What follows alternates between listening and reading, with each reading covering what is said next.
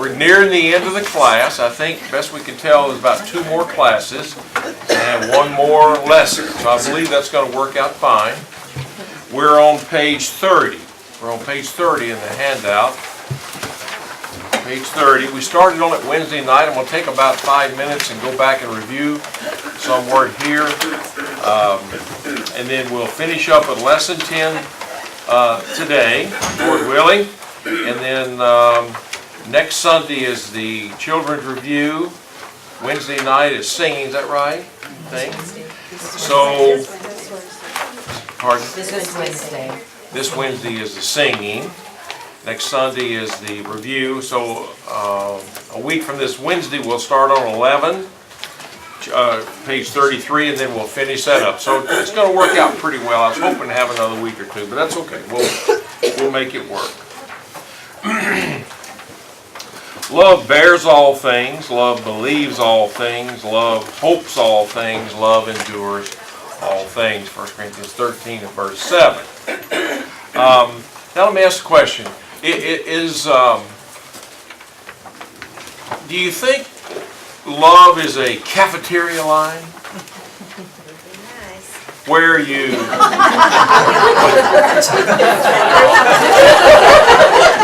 All right. Thanks for coming.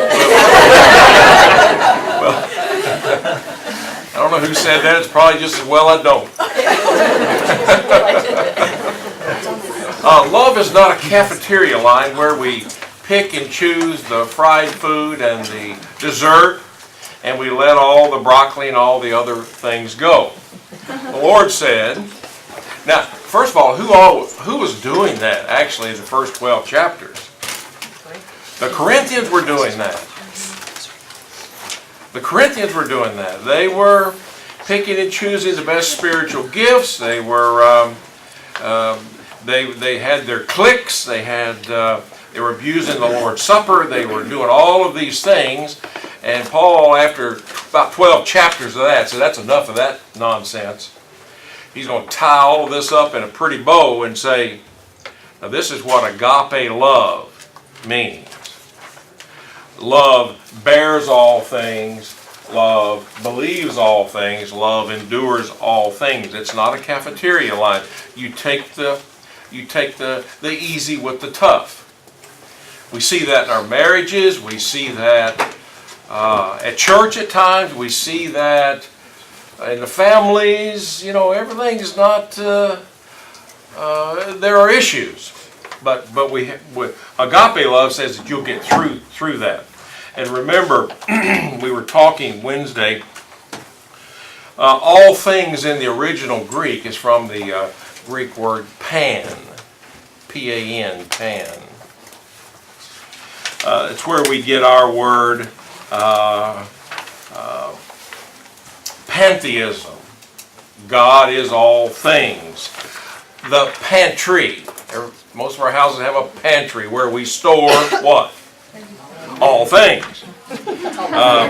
Well, most things. It's like at our house. The panacea. It's a cure for all things. Panoply. We have a song where we sing the panoply of God. It's an array of all things. So that's where we get, it's a root word where we get all of these words, English words. All things. So the bottom line is we have to take it all. We have to accept it all. And we take the entire package. It's not a cafeteria line where I like this quality about you, but I'm not too fond of that one. Well, work with them if you can, but that's just, we all have our little, everybody but me has their idiosyncrasies. Whew. Yeah. You see who's laughing the most with that one? Yeah, really. It's almost like Paul is saying, look, folks, time out. Time out. We've got to, agape love, in fact, tell me what agape love means from the context of God Himself. Agape love. I loved you when what? You weren't lovable. You weren't very lovable, honestly. You were not very lovable. But I loved you anyway. Now, did he love us because there's something we could give him or do for him? No. We couldn't do anything for him. He could only do for us. So when we have agape love for one another, we're not looking for what a person can do for us, but what we can do for others. You know, back in when John F. Kennedy, for you younger folks, that's in history. We actually lived through it. We were very young, but we lived through it, where he said, ask not what you can do for your country, but ask what your country can do for you. Well, that's what Paul is saying. I said it back. You knew what I meant. That's what God is saying here with agape love. You do things because it's right.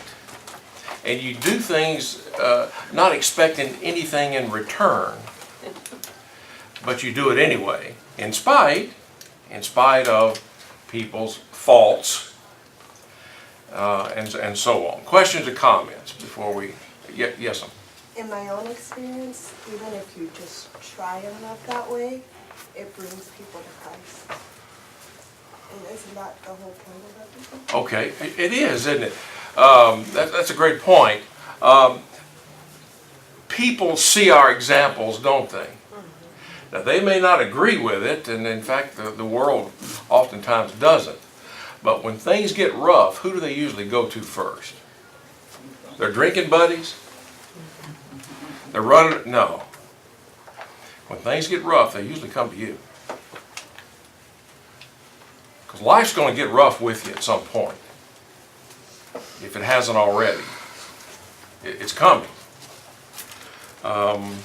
So we need to be there for others when they have their tough times. And they'll be there for you. With the agape love, I was thinking about John 15:13, saying greater love has no one than this, than to lay down one's life for his friends. And so when we think about that, and if we're willing to lay down our life in brotherly love, what else would be? I mean, everything else is like an umbrella under it. It just falls under it. A good point. Without agape love, in fact, Paul mentioned that in the first part of chapter 13. He said, even though you were to give your body to be burned, and even though you were to die for your friend, but you didn't have love, what did it gain you? Nothing. Nothing. It's the linchpin on which everything hinges. This agape love, everything hinges on this. And without it, all you're doing is just basically hurting yourself, because it doesn't mean anything. God said that. But I see your point. It's a good point. Love bears all things. We talked about in Galatians 6 at verse 1. We are to what? Do we have a pact to carry as a Christian? That's what the word meant in 6 and verse 1. It drops down to verse 7 or 8. It means it's a different word, even though the English uses the word bear. We are to carry our own pack, our own load. Each of us have a load. We've got to carry it. But then he drops down in Galatians 6 and he says, be sure, oh, by the way, and bear what? Bear one another's load. It's not the word pack is not used there, but it's not foreign to the context. That there are times when you have to pick up somebody else's load in their pack, and you may have to carry it. Do you feel like always doing that?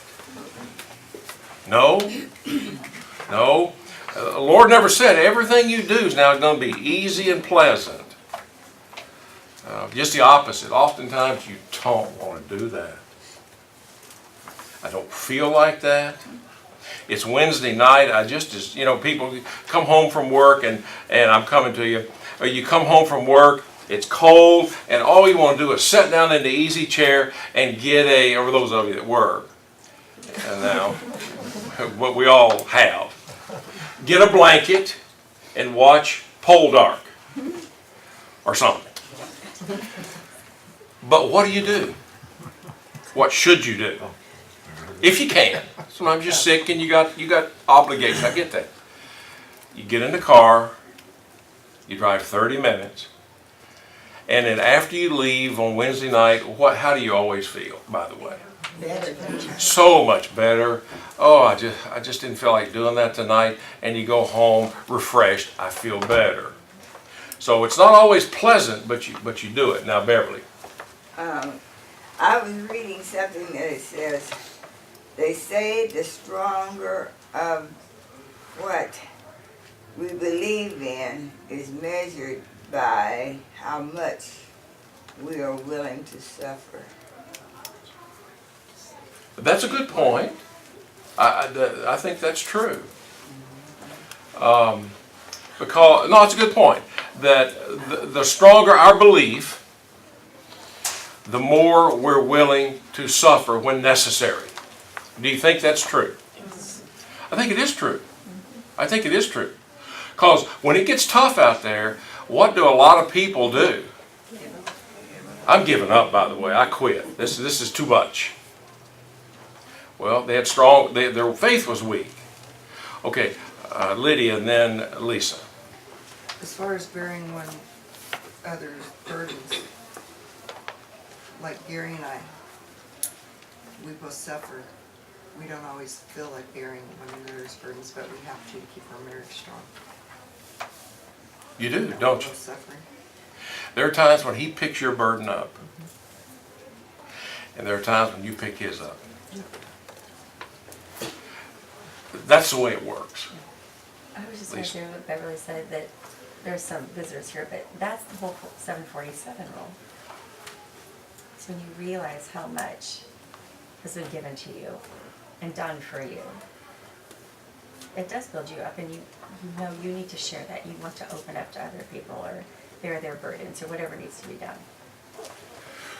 This class, no, that's a great point. These are all very, very good points. The class we started day one from Luke 7:47.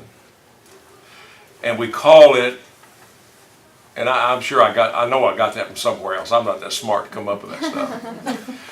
But it's called the 747 principle. Luke 7, verse 47. And we talked about the plan. And the idea being is, Jesus said, he who is forgiven little, loves little. So in this context, the reason we have agape love, the reason we bear all things, believe all things, endure all things, because who did that first? For us. Can we not do it? Can we not do it? We can. We can. Good points. Anyone else? Peggy? Just from the Galatians, I'm pretty sure it was Ricky Jenkins when he was here, when he was talking about bearing one another's burdens. He related it as to our other people's burdens is a basket with handles, so others can help carry it. Our burden doesn't have handles, so we bear that ourselves. But others' burdens have handles that we can help pick up. That's a good mental picture. That's a good way to think about it. It's true. Anything else before we go to finish up with love bears all things? The word that bears all things, or bears, means to preserve, protect, or cover, to keep off something that threatens. And the idea being, love had rather protect than attack. Think about that for a second. This kind of love, this agape love, we're more into protecting one another than we are attacking one another. That's certainly not agape love, is it? That brings to mind what Jesus said when he was talking to Jerusalem, how often he would have gathered together as a hen gathers her chicks under her wings, but you wouldn't know. But you wouldn't do it. But he will do that for us if we'll let him. And that's an example, of course. We heard that this morning from Jeremiah 37:38. It wasn't real pleasant being thrown into a dungeon in a pit, knee deep in mud, But the Lord didn't forget him, did he, Jeremiah? Ecclesiastes 7 and verse 8, I think it's either 6 and verse 8 or 7 and verse 8, that says, better is the end of a thing than the beginning thereof. Isn't that our lives? When all's said and done, and you're about to leave this earth, you're not going to be thinking about your bank account. You're not going to be thinking about your career. You're not going to be thinking about, let's see, well, I don't think about the Cardinals anyway, but the way they're playing. But you're not going to think about the next sporting event. You know what you're going to be? Better is the end of a thing than its beginning. The better is the day, the Lord said this, the better is the day of one's death than the day of one's birth. Boy, that's hard for us to kind of get around that because we live for this life. But isn't that true? Isn't And that? the older you get, the more you feel the truth in that I stuff. wouldn't know. You're still too young. But trust me, She's I the know. only person that called me young. Jason, you got a comment? You know, 1 Corinthians Thank you, 9:12, the second half of it says, but we endure, which is bears, but we endure all things so that we cause no hindrance to the gospel of Christ. Right. When we refuse to endure someone else's idiosyncrasies or whatever it might be, and we go on the attack instead of help or love or enduring, we're hindering the gospel of Christ. And we need it, it all comes back to that. Is that an easy thing to do? No. We got to be frank and open. It's not easy, is it? And do we make mistakes at times? Yes, we do. C.S. Lewis said, to love at all is to be vulnerable. When you love somebody, this agape love, it's hanging out there like a big matzo ball, as Seinfeld said. You're vulnerable. You're vulnerable. And when you're vulnerable, sometimes you're going to get hurt. You're going to get hurt, Chad. The love things that we've studied about are so often a counter to the things that we do naturally. The covering aspect of this bearing is subtle, and I love it because it's like when you hear something bad about someone, your gossip is so natural. We share the bad things amongst each other, and this is basically, you cover that. When you hear something bad about someone, you keep it to yourself. You talk to them about it, or you cover it, you keep it as quiet as possible. And that is just so counter what human nature, but that's love going over that, countering that. It is, and that's a really good point, and it ties right into the love believes all things. That ties into gossip sometimes. Love believes all things. Now that doesn't mean we're gullible, we're naive. It doesn't mean that at all. It's not innately, at least, suspicious. Wonder why they did that. I'll bet you they had, and next thing you know, you built all these straw men, and that's all they are, and you just didn't have all the facts. Remember, we said early on, a lot of it has to do with understanding. We don't understand, we start jumping to conclusions, we become judgmental, so we have to be careful with that. Love believes all things. We look for the best in others. Is it hard to find negative qualities in most people? That's not hard. That's not hard at all. I'm real good at that. Don't do that, Mitch. Don't do that. Don't ascribe. Sometimes I've heard this before. Don't judge others by your own motives. Sometimes that happens, doesn't it? We ascribe these to somebody's actions, these motives, and we maybe need to look in the mirror and think, well, that was me judging that way by my own motives. Be careful with that. Careful with that, Karen. Or your own standards. Or your own standards. Yeah. We generally have a high standard for everybody else. Notice that. Standard for me, not so high. Be careful with our standards. Now we have a standard. We can't ever forget that. This just says what it says and means what it means. And the Lord said, don't be naive about this. You're going to have to stand up for this. And sometimes you have to say things that say it in a good way, but there are things to be said. Well, that's why Paul was saying this in the 13th chapter. He said it in a good way, but it had to be said. That's right. Yeah, that's true. Love, on page 31, point E, love takes people at their word, comma, I don't have a comma here, but as long as it can. You take people at their word as long as you can, until it's proved differently. Ephesians 4, verses 11 through 16, I think it's actually verse 16 that this says this. Love speaks the truth. Love speaks the truth. There is truth. We can't sugarcoat truth. Truth is truth. We understand that in everything. We understand that in math. There are certain truths about math. There are certain biological truths. But when it gets to the Bible, sometimes we just say, well, that's just your opinion. Well, try that in your math class and see how that worked for you, to the teacher. Well, that's just your opinion that, oh boy, a squared plus b squared equals c squared. That's just your opinion. Well, that's an F. Thank you for speaking up. We understand that everywhere, but it seems like in the Bible.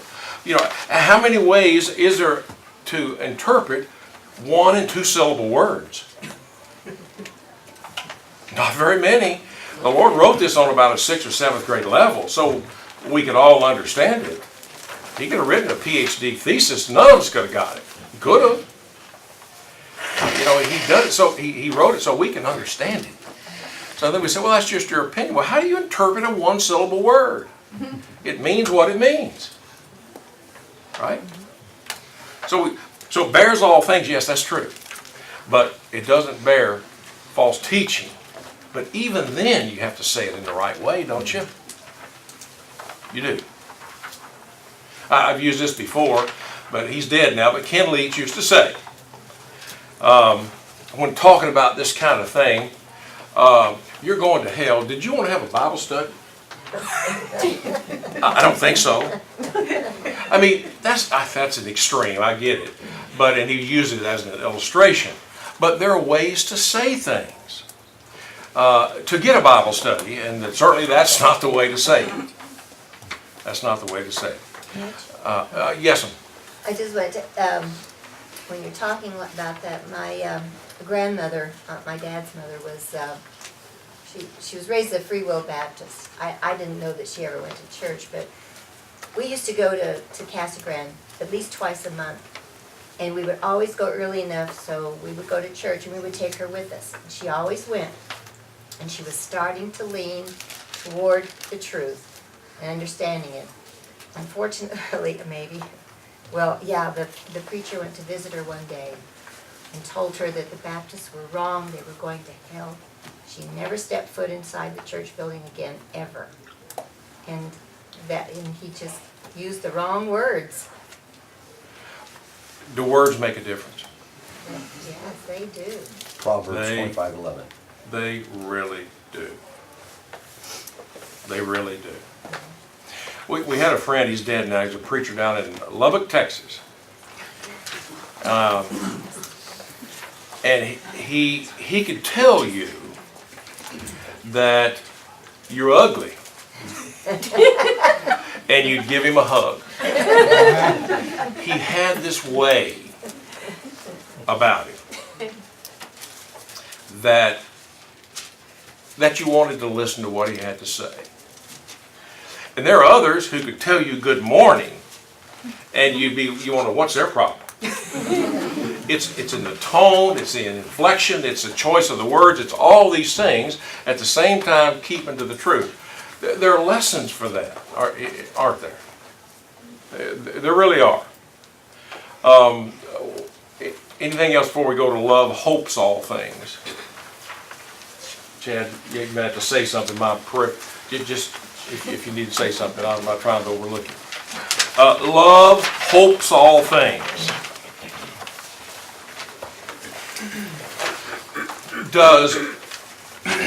do we give up on people? Or should we give up on people? Maybe that's a better way to say it. Did Jesus give up on us? Did Jesus give up on Judas? Think about this for a second. I think we might have touched that. I might have been talking to somebody or might have said in this class, but for 3.5 years, Judas is in one of the 12. Now, what was Judas? Among other things, he carried the purse. He carried the wallet, we might say, or the European carry-all, as Brother Seinfeld. What was he doing during that time? He was stealing from the purse during all of this time. What Jesus, you're out of the club.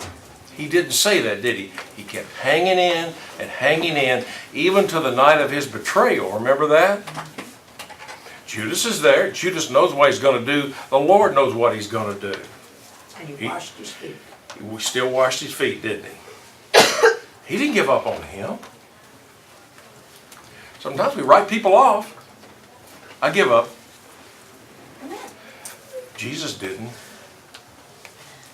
And according to this, I don't think we're supposed to either. Love hopes all things. You always have hope.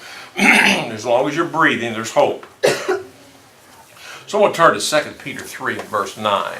2 Peter, it's not in your notes, but 2 Peter 3 and verse 9. And when you get there, read it please, but read it kind of loudly. The Lord is not slack concerning his promise, as some count slackness, but is long-suffering toward us, not willing that any should perish, but that all should come to repentance. The Lord has his promises, and they're certain. But he said, notice that word, long-suffering. Remember 1 Corinthians 13? What was the first word in this list of agape love qualities? Long-suffering or patience. Remember that? Okay, here's a little test. What did the word patience mean in the original Greek language? Slow to boil. Slow to boil. Jesus is slow to boil.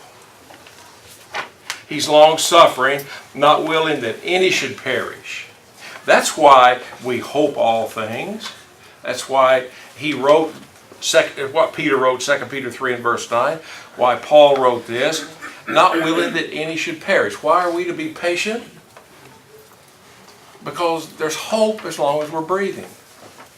Mike? Just a quick note, because if I recall right, on the night that Jesus was betrayed, it said that the devil had already entered Judas in the washing of the feet. And Jesus washed his feet and then said, do what you must do. He knew the devil had already taken Judas. To the last minute, God was patient. What about the thief on the cross? Now, Jesus had not died yet. The new Colossians 2, his new law had not been nailed to the cross. The old law had not been nailed to the cross yet, so there's a difference. But even with that being said, what did one of the thieves? What did he tell one of the thieves? Today, you'll be with me in paradise. So there's hope even to the end. What about remember the vineyard, the parable of the vineyard? Remember that? He went out early in the morning and hired people, and they agreed, I'll work all day for you for this. And then what about at the 11th hour? We call them the 11th hour people, or 11:58 or 59. What reward did they get? They got the same. They got the same. The only little caveat to that is, and in my opinion at least, is that because Jesus said, why are you still standing here, folks? And remember what their reply was? Nobody's asked me yet. Nobody's hired me yet. I don't think we can play games with the Lord and go through our whole life knowing I'm going to live it up. But boy, that at 11:59, he's not going to play that game. Why were they still waiting? Because no one had invited them. No one had hired them. So I don't think we got to be careful with that. Well, you know, you've heard people say, well, religion's for old people. Well, religion is for old people. But I'll tell you, it's for young people too. And we have lots of examples, right? David, Samuel, I mean, you can go on and on and on, even in the Old Testament. Okay, we got about 3 or 4 minutes. I need to get, love endures all things, endures all things. The word endures there means to remain under. To remain under. It's not passive resignation, but there are going to be setbacks and trials, and there are going to be all these things. You got to hang in there. That's what we might say. You got to hang in, because things are going to get rough. 2 Timothy 2 and verse 3. Someone read that real quickly. 2 Timothy 2, chapter 2 and verse 3. Endures all things. Read that, please. Sharing suffering is a good soldier of Christ Jesus. Being a soldier is not a game, particularly in a war zone. You play for keeps there. It's a zero-sum game. You either survive or you don't. I mean, it's so he says we get that. A policeman is a zero-sum game. Survival's on the line. You don't play games. And the Lord said, your soldiers, by the way, endure the, what was that word again? Suffering. The hardship or suffering, remaining under, endures all things. There's going to be hardships and suffering. This is not a game either. Christianity is not a game. You're going to have to endure hardship like a soldier. Maybe the verse 4 kind of ties that. No soldier gets entangled in civilian pursuits, since his aim is to please the one who enlisted him. I think that goes along with the suffering. Focus. Yeah. Focus. When you're in the military, you're not worried about civilian things. You report to your sergeant or your officer and you take care of that business. You're not worried about what's going on back home. Better not be. You're going to put folks at risk. You really are. Notice in point F on page 32, the church at Corinth was striving, I got this highlighted, was striving for the spectacular spiritual gifts in order to satisfy their what? Egos. See, egos. Oh, that's covered too. And the Lord knew what He was doing. Boom. Proud. Ego. What about that one? Would that apply to envy? Oh yeah, for sure. Selfish.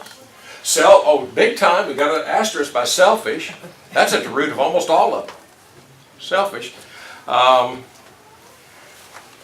Ephesians 5 and verse 29. The last one we'll read today. Ephesians 5 verse 29. Read it loudly, please. Ephesians 5 verse 29. The same writer, Paul, wrote this. For no one ever hated his own flesh, but nourishes and cherishes it, just as the Lord does the church. Just as the Lord loves the church. The Lord, what were those other descriptors? Read that again. Nourishes. Cherishes. Just as the Lord does the church. Okay. So we're to cherish one another, love one another, just as the Lord loved. Now, by the way, who's the church? This building? Does the Lord love this building? We are the church. We are the church. The people are the church. And He says He nourishes and He cherishes us. So, would that help you get through the tough times sometimes? It should. It should.